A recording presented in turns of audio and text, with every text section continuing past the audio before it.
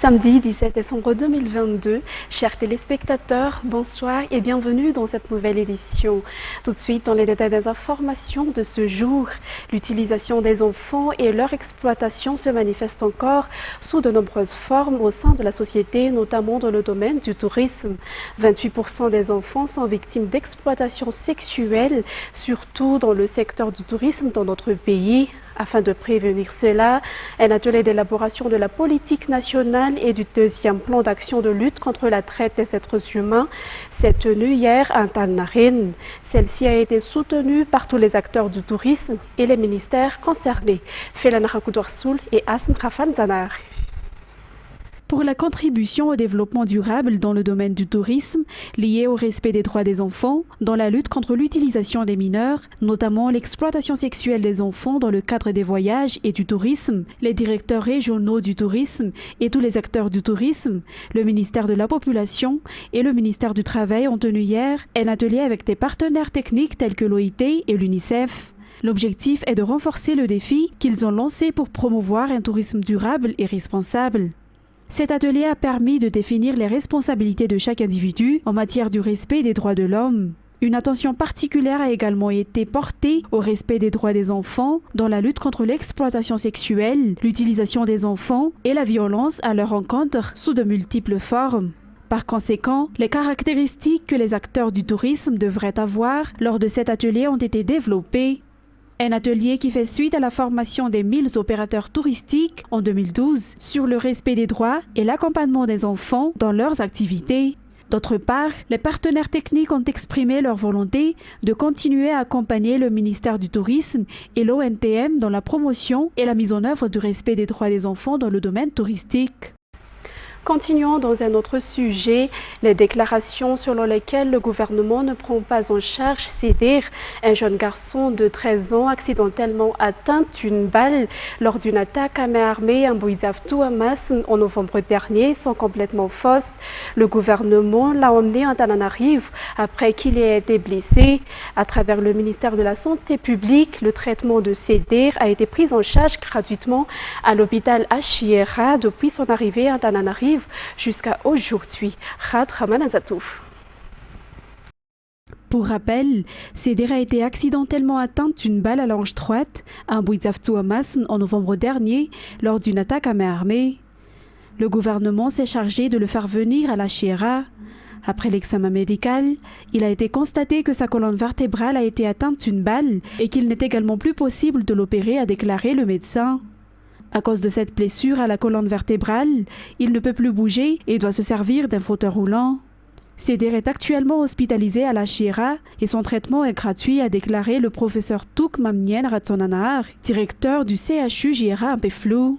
Par ailleurs, la mère de Sédir qui l'accompagne actuellement durant son traitement remercie le gouvernement d'avoir pris soin de lui. Je remercie particulièrement le gouvernement d'avoir pris en charge le traitement de mon fils. Nous n'avons pas beaucoup d'argent, nous sommes en difficulté et le gouvernement a toujours été là pour nous aider jusqu'à maintenant, a-t-elle déclaré. Par conséquent, il ne devrait plus y avoir de sollicitations ou de collecte de fonds au nom de Sédir. En effet, certains font un usage politique de l'incident et instrumentalisent le cas de Sédir. Concernant toujours Sédir, le ministre de la Santé publique est venu hier à la Chiera pour lui offrir un fauteuil roulant. Sédir qui ne peut plus marcher car sa colonne vertébrale a été touchée par une balle lors d'une attaque à main armée. Sédir est actuellement à la Chiera pour la deuxième fois et le ministre de la Santé publique qui s'est rendu sur place a confirmé que tous ces soins sont gratuits pour alléger les charges de sa famille. Ensuite, le maire d'Andouaran Fouti, Rakutor Manana Ensu, Ditot, sera dorénavant à la tête de l'association des maires d'Atsimjan. Une réunion a eu lieu hier pour nommer les nouveaux membres du bureau de l'association pour une durée de 3 ans. Réunion à laquelle les 26 maires du district d'Atsimjan ont assisté.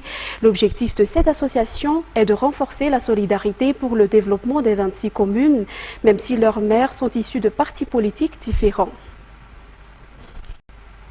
Il y a encore peu de livres qui contiennent des informations et des enquêtes spécifiques pour les enfants ou ceux classés comme magazines presse enfants à Madagascar par rapport à ceux qui existent à l'étranger.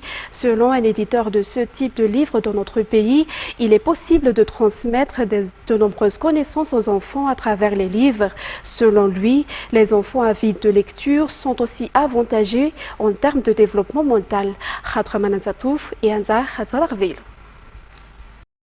Nouméne fait partie de ces enfants qui aiment lire des livres qui contiennent des informations et des enquêtes spécifiques. Maintenant que Noël approche, il a choisi un livre basé sur les magazines de presse enfants. Il a expliqué que la lecture de ce genre de livre lui permettait d'en savoir plus sur la période et la fête de Noël. Les magazines presse enfants peuvent être adaptés à la réalité et aux aspirations des enfants afin qu'ils puissent découvrir les faits qui les intéressent et en même temps les inciter à être curieux selon Ravak, éditrice d'un magazine presse enfants. De plus, la lecture aide les enfants à se développer intellectuellement selon toujours les explications. Un rassemblement de ces enfants intéressés par ce type de livre a eu lieu aujourd'hui à Nalamaïti dans le cadre de la célébration du premier anniversaire de la création de cette organisation. Ces enfants ont célébré cet anniversaire en organisant une fête et en faisant de la lecture ensemble. Ensuite, Madagascar s'est qualifié pour la finale de la Coupe du monde des traiteurs qui se déroulera à Lyon au début d'année prochaine. Les noms de ceux qui défendront l'honneur de notre pays ont été annoncés hier. Ayant une équipe expérimentée et bien préparée, nous avons l'espoir et la capacité de gagner la Coupe, précisent les explications. Et surtout, ils apporteront les saveurs culturelles de Madagascar lors de cette Coupe du monde. C'est Sylvain sur les images de Sech Indianapo. Finsour Azamalal, en tant que chef d'équipe, et Boudra Koutfao, sa coéquipière, composeront l'équipe malgache qui sera coachée par chef Lalen Ravelman lors de la prestigieuse Coupe du monde des traiteurs qui se déroulera à Lyon du 17 au 19 janvier 2023. Cette compétition est née à sa 8e édition. Cette équipe qui défendra les couleurs de Madagascar s'est préparée depuis plus de 4 mois pour être au niveau et se représenter avec fierté notre équipe, déclare chef Lalen Ravelman. Elle est donc prête à rivaliser avec les 11 autres pays, notamment le Maroc, la France, le Brésil, l'Italie, le Mexique, la Nouvelle-Zélande, la Belgique, la République tchèque, Singapour, les États-Unis et le Vietnam. Madagascar est le seul pays représenté par une équipe composée de 2 femmes et elles sont aussi les plus jeunes. C'est aussi l'occasion de faire connaître et de mettre en valeur les ingrédients spécifiques de Madagascar comme la vanille et le girofle. Cette Coupe du monde des traiteurs sera également une occasion de plus pour démontrer le talent, le savoir-faire et la culture malgache sur la scène internationale. Selon chef Lalen Ravelman, cette qualification permet de surpasser en développant les nouvelles tendances et techniques tout en faisant rayonner la culture de Madagascar. Madagascar a déjà participé à la Coupe du monde des traiteurs en 2015. Notre objectif est d'entrer dans le top 3 lors de cette 8e édition, déclare Boudsofi Ragoutfao, coéquipière du chef Razamalal. En ce qui concerne maintenant les actualités internationales, quelques 9 millions d'électeurs ont été appelés aux urnes aujourd'hui en Tunisie pour les élections législatives anticipées. Reportage sur les images de France 24. Les bureaux de vote viennent tout juste d'ouvrir. Nous nous trouvons dans une école d'un quartier de la capitale.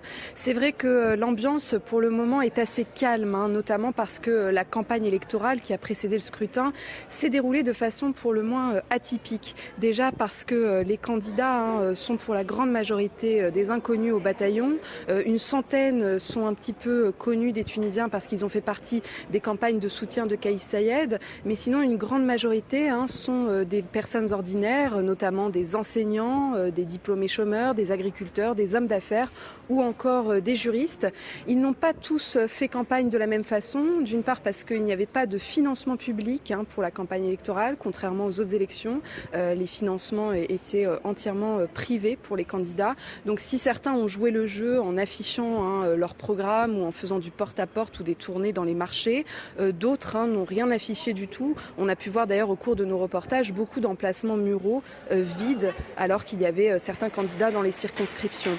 Les circonscriptions, il y en a aussi qui n'avaient aucun candidat, 7 à l'étranger notamment, et puis certaines, une dizaine, qui n'ont qu'un seul candidat, donc qui va être élu d'avance. Enfin, il y a très peu de jeunes parmi les candidats, seulement 14% entre 23 et 35 ans, et également très peu de femmes, seulement 12%.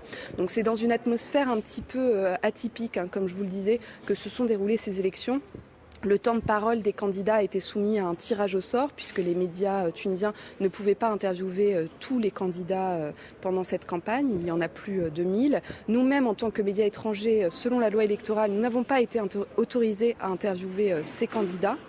Aujourd'hui, les élections se déroulent dans un contexte assez tendu également sur le plan économique et politique. Comme vous l'avez dit, la plupart des partis d'opposition boycottent ce scrutin législatif puisqu'ils ne cautionnent pas le processus engagé par Kais Saied depuis sa prise de pouvoir le 25 juillet 2021.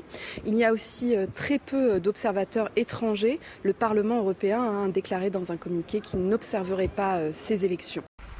Ensuite, le Parlement péruvien a rejeté vendredi le projet de loi de la nouvelle présidente Dina Boluarte visant à avancer les élections générales.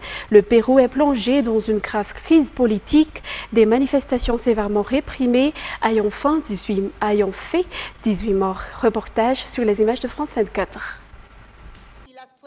Elle avait proposé des élections anticipées, mais la nouvelle présidente péruvienne, Dina Boluarte, n'a pas convaincu les parlementaires. Le projet de réforme constitutionnelle modifiant la durée du mandat présidentiel est rejeté. En cause, une forte abstention et l'opposition de certains députés qui réclament un texte plus large, organisant une assemblée constituante et encadrant la transition. La proposition devait permettre d'apaiser les tensions politiques dans le pays. Car depuis l'arrestation du président d'extrême gauche, Pedro Castillo, début décembre, la colère de la rue ne faiblit pas. Ce jeudi, les affrontements avec la police et l'armée ont fait plusieurs morts. Malgré l'état d'urgence, plusieurs axes routiers et aéroports étaient bloqués par les manifestants. Ils réclament la libération de Pedro Castillo, de nouvelles élections législatives et le départ de Dina Boluarte. L'ancienne vice-présidente et son parti veulent juger Pedro Castillo pour trahison et soutien à un groupe terroriste. Ce gouvernement de transition que je préside comprend et entend les demandes de millions de Péruviens. Dina Boluarte est désormais sous pression. 2 de ses ministres ont démissionné ce vendredi pour protester contre la répression des manifestations ces derniers jours. Et pour clôturer cette édition, l'Ukraine s'attelait samedi à rétablir l'électricité après les nouvelles frappes de missiles russes qui ont provoqué des coupures de courant à travers le pays, dénoncées comme des crimes de guerre par l'Union européenne. Toujours avec France 24. Hier matin, l'Ukraine a connu une nouvelle vague d'attaques russes dans la matinée. Dès 8 heures environ dans le matin, les sirènes ont commencé à sonner et plusieurs explosions ont pu être entendues, notamment à Kiev, la capitale. 40 roquettes visaient rien que la région de Kiev et 37 ont pu être arrêtées par la défense aérienne ukrainienne. Mais après ces attaques, il n'y avait plus d'eau, plus de chauffage et également plus d'électricité dans d'autres parties du pays, notamment à Kharkiv, dans l'est du pays. Alors, le maire de Kiev, Vitaly Klitschko, a annoncé dès hier soir que les travaux avaient commencé pour rétablir l'eau et le chauffage. Et ce matin, à Kiev, l'eau recommence effectivement à revenir dans certains quartiers. Ce n'est pas encore le cas pour le chauffage et concernant l'électricité, comme depuis déjà plusieurs semaines, il y en a quelques heures par jour selon un calendrier qui est plus ou moins suivi. Alors, après ces attaques, on voit que la défense aérienne ukrainienne marche effectivement de mieux en mieux, puisque 37 des 40 roquettes envoyées hier sur la région de Kiev ont pu être arrêtées par la défense ukrainienne, mais on commence à entendre des rumeurs de la part des forces armées ukrainiennes qui communiquent là-dessus d'une potentielle nouvelle offensive russe qui aurait lieu sur le territoire ukrainien, peut-être pas sur les airs, mais par les terres, et ce donc après le Nouvel An. Alors beaucoup de personnes à Kiev et en Ukraine s'attendent effectivement à une nouvelle offensive. On prépare ici le nouvel an à Kiev, tout en pensant que peut-être après cette date assez symbolique de renouveau, il y aura une nouvelle attaque, peut-être pour les 1 an, peut-être pour l'anniversaire de cette guerre, de cette invasion russe de l'Ukraine. Et il y a quand même beaucoup d'inquiétudes. Les gens souhaitent quand même rester ici, continuer à résister, à s'adapter comme ils le font. Il y a beaucoup de résilience, certes, mais il y a quand même aussi beaucoup de crainte, car au bout de 1 an, il y a la peur d'être oublié par les pays occidentaux. Et les Ukrainiens craignent qu'en cas de nouvelle offensive, il y ait moins d'attention qui soit portée sur la guerre qui se passe dans leur pays. Et ils réclament donc plus de soutien occidental pour pouvoir y faire face. Chers téléspectateurs, c'est ainsi que prend fin cette édition. Je vous remercie de l'avoir suivi jusqu'à son terme. Je vous donne rendez-vous demain pour de nouvelles actualités. Au revoir.